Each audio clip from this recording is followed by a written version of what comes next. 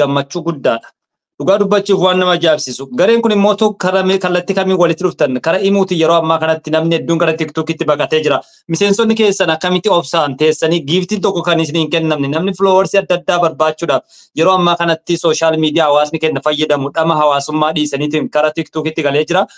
Sooshaal miidiyaan kamiyyuu guddachuudha garuu jiddu galeessummaan hawaasni kenna kamitti fayyadama hawaasni kenna kamiin qubanu qaba kan jirus barbaachisaadha. Mee gara himuutiin giiftii wayiitu jira moo akkamitti miseensi keessan kun obseetiin yookaan adda addaa ka walii kennitantu jira moo maal fakkaata turtiin keessan gara himuutiin himuu keessa waggaa meeqa turtanii jirtan fakkeenyaaf? Himuu keessa ijoollee xiqqaatu waggaa lamaa gadii malachi achoolii malachi gadi baay'een jiranii maaliif jennaan jalqaballee garicha garagaraa irraa walitti kan dhufne warroonni garicha manneen kun ijaarame jalqaba uummata keenya kallattii biraatiin kan gargaaraa turanidha. Guyyaa wareegama saniin immoo walitti dhufne. Sababa san irraa ka'ee achi keessatti waggaa dheeraa ijoollee tajaajilanidha. Gara kallattii sooshaal miidiyaa garagaraatitti imallee ol baanee hin beeknu manneen jeneraal Waaqoo guutuu dhugama dubbachuuf nuti kaayyoon keenya waa barbaadu uf mul'isu osoo hin taane hawaasa keenya ifatti baasudha. Uf mul'isnee argamu osoo hin taane hawaasa keenya kan rakkate gargaarudha. Kan mootu hojjetaa jiruuf beekamtii fi miti dhugama dubbachuuf hawaasni keenya sun kan rakkate rakkinni isaa keessaa haa ba'u nuti hadha isaanirraa ol jirra. Isaan immootu hir'ina rakkina qabu rakkoo uumamaas haa ta'u rakkoo namtolchees haa ta'u kallattii saniin hawaasa keenya gargaarutti argamna malee beekamtii fi miti kan hojjetaa jirru. Kaayyichi keenyas akkas miti. Kanaaf immoo karaa miidiyaalee garagaraatitti hanga ammaatti manneen jeneraal Waaqoo guutuu ol bahee hin argamu. Fuulduratti yookiin gara miidiyaa kamitittu ol baanee ni argamna. Yoo argamus baannee nuti kaayyoon irratti xiyyeeffannee hojjennu beekamtii caalaa beekamuu caalaa beekni argamu turre wayya kan jedhu qabna. Galatoomii waan hundaaf ulfaadhu yaada nu dabarsiteen dhuguma dubbachuuf yeroo ammaa kanatti markasni gurguddaan kan kallattii adda addaatiin ijaaramaa jiru gara himuutiin akka ta'e quba qabaa 32-33 markaazota gurguddaa akkasuma garee barnoota adda addaa barsiisan hedduu jira gara himuutiin namoonni hedduun quban qabu himuu irratti hojiileen gaariin dalagamaa jiranii hojiin lafa qabatamanii biyya keessatti dalagamaa jiran himuu irratti akka ta'e argaa jirra walqeeqis hin jiru wal arrabsuun hin jiru suuraalee garii gargalchuuf wal gargalchuun hin jiru galata himuuf galchuun barbaada asumaan jechaadha. Mee dhuguma dubbachuuf asirratti dhugaa dubbachuuf gareeleen wal dorgomtan hin jira gareen himuu keessatti hojiirra wal dorgomtan gareen morkataa kenna jetteetiin afaan guuttattee dubbattu jira akka as biratti ammoo lammaffaa yoo dogoggoruun baadde wanti si gaddisiisi gaafadheen ture hanga ammatti naan ibsine isas qabadhu wanti si gaddisiisi yoo jiraate ni dagattee yeroo utaalte na fakkaata akkasuma gareen dorgomaa keessanii eenyudha. Inni biraa mootuu dhuguma dubbachuu fi akka afooshaatittis wal gargaaruun ni jira jedhan yeroo qophii waggaatti haa ta'u waggaa kabajattan gareen tokko garee tokko fuudhanii waa kennuun amalli akkasii sun sooshaal miidiyaa keessa naannoo himuu kanatti baratamee jira kan jiru odeessa argadde kun maal fakkaata kan jiru qabxii kiyya sadaffaa. Tole jalqaba qabxii kee tokkoffaatitti hin deebi'a wanti si gaddisiisee jira gaafati jettu wanti na gaddisiise hojii keessatti milkaa'uu dhabuu osoo ta'e na gaddisiisa wanti hunduu milkaa'ee gaafa argamu sin gaddisiisu guyyaan ani gadde jedhee dhugaa rabbii garee san keessatti xiyyeeffadhu hin jiru yoomillee taanaan hin gaddas natti fakkaatu maaliif jennaan hojii isaanitti hojii nama hin gaddisiisu dhugama haqaatitti jechuudha waan fuulduratti isinis irratti argamtan jedhee waan yaaduuf kanaaf gaafa milkaa'ee argamu baay'ee natti tola achi keessatti wanti na gaddisiise hin jiru. Lammata gaafa qabxii namataatti deebi'ee dorgomaa garee qabdu gaafa jettani dorgomaa hin qabnu nuti gareen keenya isuma dhugaa dubbachuuf maaliif jennaan ijoollee gahumsa of danda'aniin ijaarame akkasuma immoo ijoollee waan hojjetan hojii qabatamaan argisiisan haasaan osoo hin taane qabatamaan warra argisiisu waan hadha hin hojjetta jettee dhakaa bu'uura lafa keetti harki caalaan kan hin xumurretu baay'ata. Beekee hawaasa Oromoo keessattis argaa jirra. Nutillee kan ijaarree biraa deemne jiraachuu danda'a tarii. Gaafa mootu wanta hojjette san bu'uura lafa keetti xumura isaa argitu dorgomaa hin qabdu. Dhugaa gaafa kallattii himuutiin hojjettanii eessa geette namni gariin himuma kanaa maal akka itti hojjetaa jiru warra hin beeknetu baay'ata. Garuu immoo miidiyaalee gurguddaa yookiin sooshaal miidiyaa gurguddaa caalaa himuun faayidaa baay'ee qaba dhugaa hawaasa keenya. Kan rakkate akkasuma gara quraana amantaatiinis wal qabatee markazoota dheeraa yookiin baay'eetu jiru. Achi keessatti waan baay'ee dalaqnee argamna. Dorgomaa hin qabu. Manneen jeneraal Waaqoo guutuu dhugaa dubbachuuf hojiinis bilchiinsa sammuutiinis ijoollee gurguddatanii ijoollee yaadaan ijaaramanii achi keessatti immoo warroota hundi isaanii muuxannoon jireenya biyya namaas barnoota irratti isaa ta'u warra bilchaatee argamudha. Dorgomaa inumaa hin qabanii amma booda isin argatan jedhee yaadu. Maaliif warra waan hojjete galmaan gahu waan hojjete bar karoorsus hin dhibu karoorsitee galmaan gahu nama dhiba irra caala. Gaafa immoo wanta karoorsite san galmaan geettu dorgomaa hin qabdu. Maaliif injifataa taate argamta. Kanaaf manneen jiraan waaqa guutuu dorgomaa hin qabnu. Achi keessatti immoo imoon dhugama dubbachuuf markazoota garaagaraatiin dabalamee argama. Hawaasni isaa kan wal jaalatu kan walitti qabatee argama. Aadaa tokko jiranaan jettanii kaastanii jirtu. Manni jiraan waaqa guutuu keessatti waa baay'eetu beekama. Jalqaba aadaa duudhaa seenaa Oromoo akkasuma immoo jaalalli isaan waliif qabani himamee kan uumamu miti. Qophiilee garaagaraa irratti akka walitti dhufeenya hawaasummaa wanti dabalu gaafa mana namaa deemte waa qabattee deemta. Aadaa sun naannoo keenya keessatti argama. Uummata kee biratti gaafa uummata kee ollaa kee cinii haa jiraatu, duuti haa jiraatu, wanta gammachuuf gaddatti illee hawaasni kee gaafa si dhufu harka qullaa sitti hin dhufu. Manneen jeneraal waaqa guutummaa aadaa akkasii qaba. Aadaa lafarratti argamu gara onlaayinii irratti illee fidee argama. Fakkeenya yoo kaasne sagantaa qophii eebbaas haa ta'u, qophii mootuu cidhaas haa ta'u gaafa ollaan keenya markazoonni walitti hidhannoota qabanii harka qullaa ittiin kun immoo hojii keenya hawaasummaa keessatti akka walitti dhufu akka wal jajjabeessinu nu taasisee argama. Maaliif gaafa ollaa kee tokko bira deemtu dubartiilleen waan isii fakkaatu ilmi dhiiras waan isii fakkaatu nuti immoo akka manneen jiraan waaqa guutuutti waan nu fakkaatu waan gocha san fakkaatu qabannee fidhanna. Mana keenya keessatti sagantaa addaa dhugarbii waan lafarratti hin taa'amne lama geggeessnee argamna. Hawaasa gargaaruu keenya biratti akkuma du'aa fi ciini jiru cidha lama gurguddaa mana keenya keessatti adeemsisnee turre. Cidha lamaan sanniin dhugaa dubbachuuf kallattii miidiyaatiin lafarratti wanta akkasii yeroo ammaa kana hin dhiphata. Haa ta'u nuti immoo dhugaa dubbachuuf ilmattis fuudhee intala seerumsiisee jira. Alhamdulillah ijoollee kooti. Ijoollee kanneen keessaa jalqaba ilmatti fuudhee akkuma seera aadaa Oromootiin dhoofsisaa jedhamu jira. Kennaa ilma sanii kennamu. Manneen jiraan waaqa guutuu hojii akkasii hojjetee dhugaa kallattiin mucichi kiyyaas na gidduutti argame. Ilmoon isaa yookiin immoo intalli isaas nu gidduutti argamte kallattii saniin kennaa addaa manneen jiraan waaqa guutuu qopheessee fi akkasuma immoo intala koo yookiin immoo miseensuma mana keenyaa keessaa heerumsiisnee jira.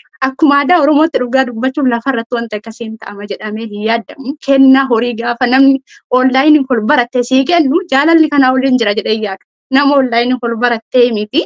Namni qaamaan ol beektu hagam agarsiis dhiyaate hawaasummaa cimsu baay'ee ulfaata. Kennaa horii gaafa sii kennu wanti sun maali? Qaama kooti akka jedhutti nu badha. Kanaaf immoo ijoolleen miseensota manneen jiraan waaqa guutuu nama garaagaraa walitti dhufa osoo hin taane nama mana keessatti takkatti dhalatee guddate jechuun ni danda'ama jedheen yaada. Jaalalaaf kabajnootti qabnu immoo ijoollee akkasiiti. Hojiin keenya immoo hojii lafarratti akkuma kaleessa siin jedhe aadaaf duudhaa isaa babal'isuu irratti waan argamu waan lafarratti hojjetame immoo onlaayinii gubbaarratti hojjete warra fakkeenyaan. Qabuuf warra dorgomaa hin qabne siin jedhee yaada. Akkasuma immoo mana keessatti dhugaa wantoonni isaan dalagan jaalalli isaan walitti qaban ulfinni isaan walitti qaban gaafa sagantaa irratti yoo kaasne dubbanne waan xumurame yookiin jedhamee dhumamu miti. Manneen jiraan waaqa guutuu jechuun barbaada. Galatoomi kan dhaggeeffachaa jirtan akkuma jalqaba irratti isiniif ibsuuf yaale qophii shamarran jedhu sagantaa torbaanitti yeroo lama isinii qophaa'u marsaa lamaffaa shamarree gameettii urjii ta'e Oromoo garee mandhee jeneraal waaqoo guutuu keessatti yaada siinqee ta'uudhaan kan tajaajilaa jirtuu fi hojii hojjette hedduudhaan kan milkoofte keessaayyuu akka aadaa Oromootti garee kana keessatti yeroo jalqabaaf gara sooshaal miidiyaatiin gareeleen hedduun ijaaramanii jiranii turtii waggoota dheeraa gareelee hedduu keessan ture waan hin argineef waan garee biraa keessatti hin argin argeen jira dargaggeessa Oromootiif shamarree Oromoodhaa fuusuudhaan erga fuusan immoo tudhoosaa isa jedhamu akka sirna Oromootitti gochuudhaan bultii isaanii akka utubaniif ragaa qabatamaa kallattiidhaan nutti himanii jiranii nuuf ibsanii jiran jechaan nama biraa irraa waan kan dhaga'een jira. Galatoomaa isiniin jechuun barbaada dhuguma dubbachuuf haala kanaan aadaa Oromoo tan badde deebisaa jirtan jeetii yaada. Mee asmaan kallattiidhaan sagantaa keenya gara goolabuutti deemna yeroo biraa immoo kutaa itti aanu walitti deebineetii yaada. Mee urjii asumarratti gara sooshaal miidiyaatti osoo hin darbiin duratti namoota dinqisiifattoota osoo hin darbiin duratti miseensota keetiif namoota galata galchitu yookaan ammootu namoota dhuguma dubbachuuf ebeluun fa'aa jetteellee dubbachuu baattu wanti ati galata darbarfattu garee keetiifis haa ta'u deeggartootaaf dinqisiifattoota garee mandhee jeneraal waaqoo guutuutiif akkasuma immoo amman tanatti miseensa haaroo barbaaddanii kan jedhu warroota nu daawwachaa jiraniif yaada kee kallattiidhaan kan qooddu kabajaas gaafadhaa tarii namoonni miseensa ta'uu barbaadan ni jiran ta'a kanas immoo akkamitti argachuu danda'an kan jedhu irratti yaada kee dabarsi akkasumas immoo turtii Gireet Oromiyaa keessattis hojiilee gaggaarii dalagaa turtanii maddii walaabuu garee san keessaa isin jalaa miliqee jira. Maalirra jirtanii maal gochaa jirtan kan jedhus hooggansa garee san keessatti illee hirmaachaa jirta. Hambaan olii wajjin sochoosaa jirtan jechaadha. Kunis gaafiidha. Gireet Oromiyaatti osoo hin darbiin duratti mee garee kana akkamitti seenuu danda'a? Miseensi haaroftii yookaan mootu amma boqonnaarra jirtanii addaan nu baasuu dandeessaa? Hayyee rakkoo miti jalqaba irratti miseensa dabalamuu barbaadanii gara toora imootiin man'ee jeneraal Waaqoo Guutuu jedha. Sa'a 24 banaa jira. Maqaa man'ichaa qaba. Man'ee jeneraal Waaqoo Guutuu qaba. Gubbarratti argama jechuun toora imootitti achirra gaafa gad dhuftanii achi keessatti ijoollee keenya xiqqoo sagalee kee ol kaastaa sagaleen xiqqoo gabbu'ee jira wantichi isaan beekne waan taate. Immoo warroota achi dinqisiifadhu man'ee jeneraal Waaqoo Guutuu keessaa akka galataattis namni kaasuu osoo hin taane miseensota man'ee jeneraal Waaqoo Guutuu ilmaan seenaa fi kaayyoo keessan irratti xiyyeeffatanii hanga har'aatti turtanii fuulduratti illee warra wajjin hojjataa jirru bakkuma jirtanitti dhugaa rabbii kabajaaf jaalalli kennan isiniif qabu guddaadha. Hedduu galatooma ulfaadha. Aarsaa isin sabaaf kafaltan guddaadha. Achi keessatti immoo ciminsi hooggansi jabaa yoo namaaf hoo jiraate jabaatanitti argamu hooggansa irraa kaasee hanga miseensaatti. Abbaa keenya jennee namni haalaan kabajnu achi keessatti firoomsaan mataa mana sanii ta'anii kan argamani. Hundi keessanuu galatooma ulfaadha. Jaalalli kabajni isin saba keessaniif qabdan hojiin isin hojjettanii saba keessan gidduutti argamtan waan nama boonsuuf waan amma ta'etti fufuu qabu. Kanaaf immoo miseensi man'ee jeneraal Waaqoo Guutuu guutumaan guututti hedduu galatooma ulfaadha. Hedduu isin jaaladha. Hedduu isin dinqisiifadhan jedhan. Galatoomii nutis asumaan keessaayyuu warroota sagantaa addaa gootanii sirna fuudha Oromootiin fuusiftan san gara madda olaanootti fiddanii gaaf tokko akka nu affeertu gamanumaa kabajaasi gaafadha. Akkasumas miseensota keessa wajjin namoota jiran hunda garanatti fiddee gaaf tokko marii bal'aa wajjin goona. Kana asumaan sittiin dhaammachuun barbaada. Itti aanseen gaafii sirraa qabu. Gama sooshaal miidiyaatiin dhiyeenya kanatti gara tiktokiitiin hojiileen gaggaariin dalagamee jira. San keessattis akka barreessitutti akkasuma immoo akka gargaartuu hoogganaa garee Gireet Oromiyaa gudditti jedhamuudhaan gara tiktokiitiin hojii eegalame keessatti nama gargaaraa ta'uudhaan barreessituu ta'uudhaan hojjechaa jirta hambaan olee Oromiyaa irraa dabalate. Mee gareen sun maal fakkaata? Turtii goote keessatti maaltu ture? Quubsamni tiktokii keessa ture? Yeroo tokko beekni. Maayitti irra deebii sagaleen kee dhagahamu waan taateef maayikii qabatteerta. Hawaasa keenya gargaaru, hawaasa keenya bira dhaabbachuu, beelaa keenya beela baasuu, dheebotaa keenya dheebuu baasuu keessatti warroota hojii ajaa'ibsiisaa dalagaa turan isin biraan gahaa turre. Keessaayyuu hojiin isaan armaan dura dalagaa turan hojii qabatamaa hojii sina qabeessa kallattii adda addaatiin dalagaa turanii dhuguma dubbachuuf hojiileen akkasiisu yeroo dalagamanitti dinqisiifachuun amala nutti ta'uu qaba. Hojjetanii nu garsiisanii jiranii hojjetanii Oromoo fi Oromiyaa bira dhaabbatanii jiranii keessaayyuu imimmaan rakkataa hedduurraa haaqanii jiranii kanaaf galatatu isaanii mala garee mandee jeneraal Waaqoo Guutuu jettanii gara himuuti yoo sarchi godhattan garee ajaa'ibsiisoo dinqii addunyaa kana keessatti gara sooshaal miidiyaati yeroo ammaa kanatti namni hedduun gara tiktokiitti yeroo deebi'etti isaan immoo akeekaaf kaayoo isaanii osoo hin irraanfatin hojii ajaa'ibsiisaa dalagaa jiran kan akka dargaggeessa firoomsaa Oromiyaa Shaashamannee irraa akkasumas immoo biyya baqattummaa keessa kan jirtu urjii ta'a Oromooti haadha siinqee irraa kaastee sadarkaa hooggansa adda addaa keessatti dhiyeenya kana immoo gara tiktokiitiin garee Gireet Oromiyaa gudditti ijoolleen Oromoo sabboontonni gurguddoon kan keessatti argaman namoota barnootaan dabaalaman hedduun kan keessatti argaman garee kana keessattis barreessituudha hanga hooggansa gargaarsaatti garee kana keessa hirmaachaa jirti.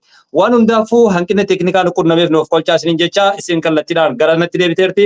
Isin affeeraa turtii gaarii baga nagaan deebite. Baga nagaan eeddanii asumaan dhiifama nuuf qolchaa sababa teeknikaaf nu mudate jechuun barbaada. Kallattiimaan gara gaafii keessaniitti gaafa deebi'u miseensota koo kallattii kanaan gaafa akkas jedhee isaan qofa osoo hin taane warroota isaan akka jabaatan utubanii markazoonni garaagaraa gidduu keenyatti argamu. Dhugaa dubbachuuf galateeffamuu qabu hedduu galatooma ulfaadhaa isiniin jedha. Maqaa dhawuu osoo hin taane markazoota baay'eetu akka nu jabaan guyyaa nuti sagantaa qabnu guyyaa nuti waan kamuu qabnu jedhaaf du'a irratti isaa ta'u sagantaa eebba mana keenya yeroo mootu hojii keenya milkaa'ina isaa argine guyyaa garaagaraa nu gidduutti argamu akkasuma immoo hawaasa keenya gargaaruunis markazoonni nu gidduutti argamu baay'eetu jiru isaanillee galatooma ulfaadhaa.